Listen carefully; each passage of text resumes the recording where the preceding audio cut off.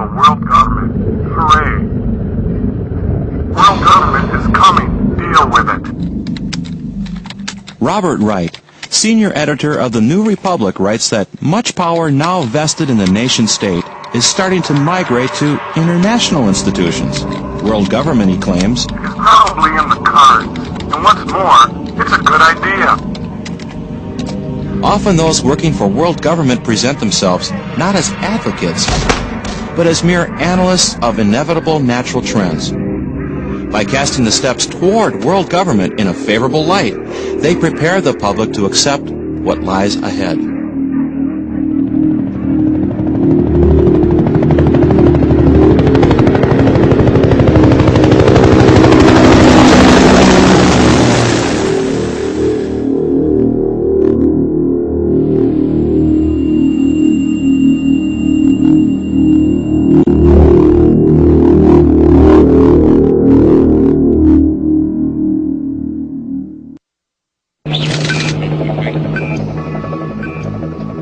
The World Federalist Association, or WFA, is one of the largest organizations that openly promote world government. Periodically, the WFA extends a Global Governance Award to a prominent individual pushing for the same goal. Former CBS anchorman Walter Cronkite was among the recipients of the WFA award. Thank you very much. Today we must develop federal structures on a global level to deal with world problems. We need a system of enforceable world law, a democratic federal world government. In a closed-circuit hookup, Hillary Clinton congratulated Cronkite. For decades you've told us the way it is. But tonight we honor you for fighting for the way it could be. In 1993, the WFA honored an editor for Time magazine for an essay he had written entitled The Birth of the Global Nation. Nationhood as we know it will be obsolete. All states will recognize a single global authority. After receiving the award, the editor, Strobe Talbot, was appointed Deputy Secretary of State in the Clinton administration. In February of 2000, the New York Times allowed the WFA a full-page ad to spread its globalist propaganda.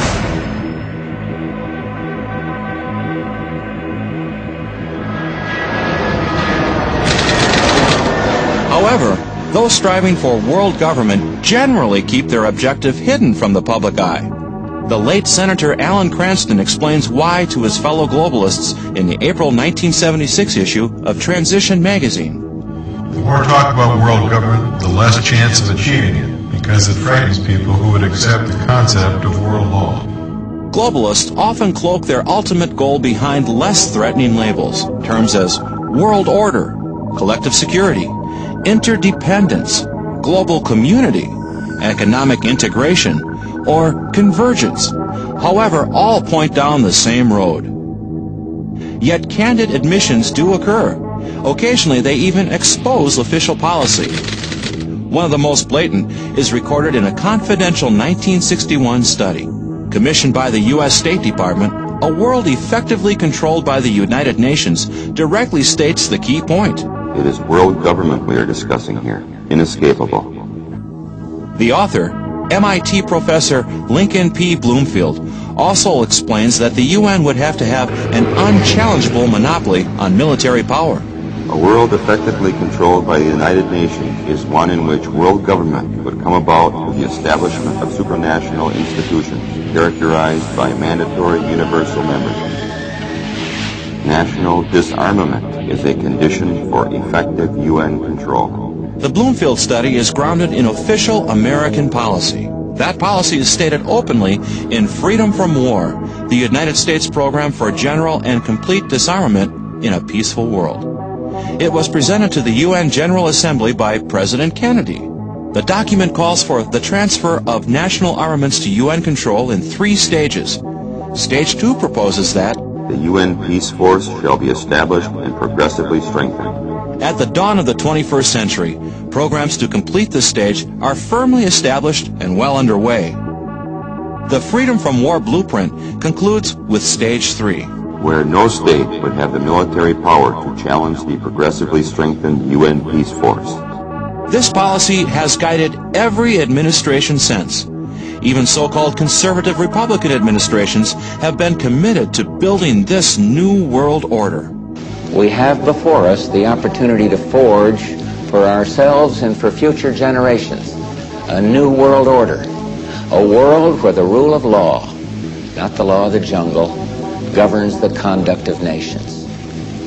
When we are successful, and we will be, we have a real chance at this new world order, an order in which a credible United Nations can use its peacekeeping role to fulfill the promise and vision of the UN's founders. Yet the potential dangers from this massive power transfer are not being discussed in the public arena. Behind the conduct of top American officials and their media allies exist motivations that stepping back in time can help clarify.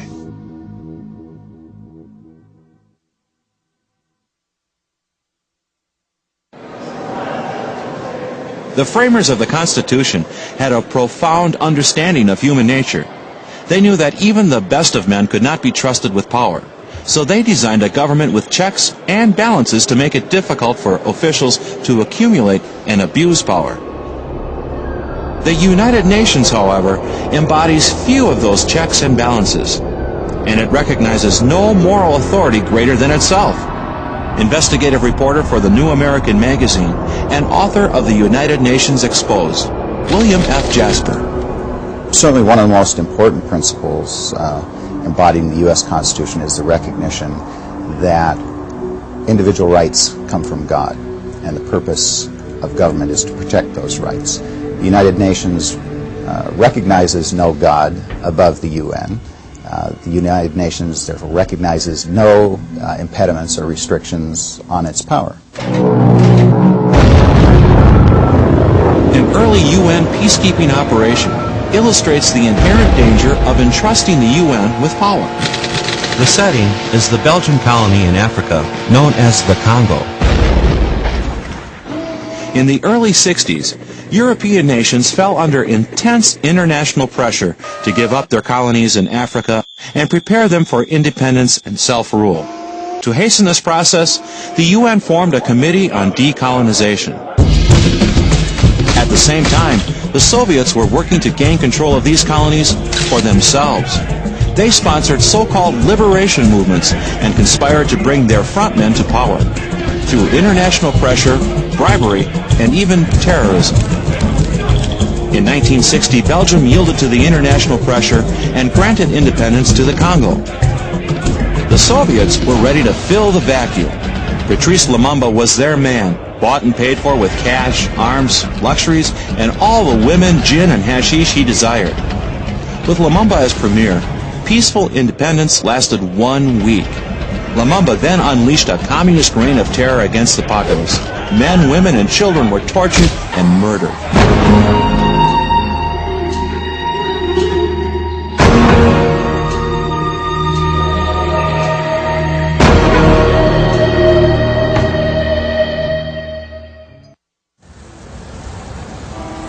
Amidst the terror in the Congo, the province of Katanga remained, by comparison, an island of peace, order, and stability. Under the able leadership of Moise Tshombe, Katanga declared its independence from the central Congolese regime. "I am seceding from chaos," declared President Tshombe, a devout Christian and an ardent anti-communist. For a brief moment, the courageous people in this infant nation stood as the singular testament to the capability of the newly independent Africans. As a free people, they were capable of governing themselves with a sense of peace, order, and justice. Tshombe's misfortune, however, was to be pro-Western and pro-free enterprise. Nikita Khrushchev declared Tshombe to be a turncoat, a traitor to the interests of the Congolese people. American liberals echoed the Kremlin hue and cry. Soon after, the U.S. joined with the USSR in support of a UN resolution authorizing the world body to send troops to the Congo. The UN troops were used to assist Lumumba, the chief terrorist, in his efforts to subjugate Katanga. UN troops advancing from all sides. systematically wipe out all resistance pockets, and in the process, machine guns and bazookas, killing many innocent civilians running for their lives to find cover from UN fire. Smith Hempstone, African correspondent for the Chicago Daily News, witnessed the December 1961 UN attack on the capital of Katanga. The UN jets next turned their attention to the center of the city. Screaming in at treetop level, they blasted the post office and the radio station, severing Katanga's communications with the outside world. One came to the conclusion that the UN's action was intended to make it more difficult for correspondents to let the world know what was going on. 46 doctors of Elizabethville, Belgian, Swiss, Hungarian, Brazilian, and Spanish, fired off telegrams to the UN pleading for a ceasefire. Later, they unanimously issued a joint report indicting the UN for atrocities against innocent civilians. Chambe takes reporters on an eyewitness tour of an Elizabethville hospital, which, although clearly identified by Red Cross markings and flags, had been bombed and shelled by the UN. After waging 3 major offensive campaigns against the infant state, UN forces overwhelmed Katanga and forced it back under communist rule. The UN and its internationalist proponents continue to refer to the Katanga operation as a resounding success. Peacekeeping has proved to be a very useful device, not just in the Middle East, but in Cyprus, the Congo, the subcontinent, and a score of other places. When the UN left the Congo 4 years later, it had achieved what it had been sent to do. The United Nations operation in the Congo did not just help re-establish order and peace. More importantly, it provided all-around technical assistance to help build the infrastructure of a brand new country. The residents of Katanga undoubtedly had a less enthusiastic view.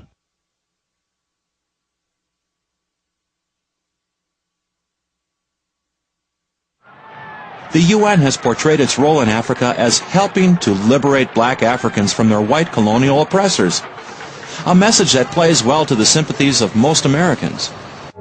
Yet the fact remains, the UN served as a vital Soviet ally in ensuring that the end of European colonialism in Africa would be replaced with Soviet-style colonialism. The result was that most of the people of Africa were denied true independence. The decolonization campaign also impacted the United Nations itself.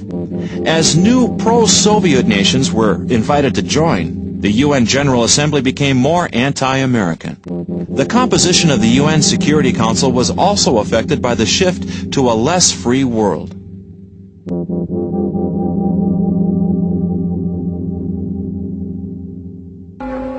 The nationalist government of Free China was one of the founding members of the UN and a permanent member of the Security Council.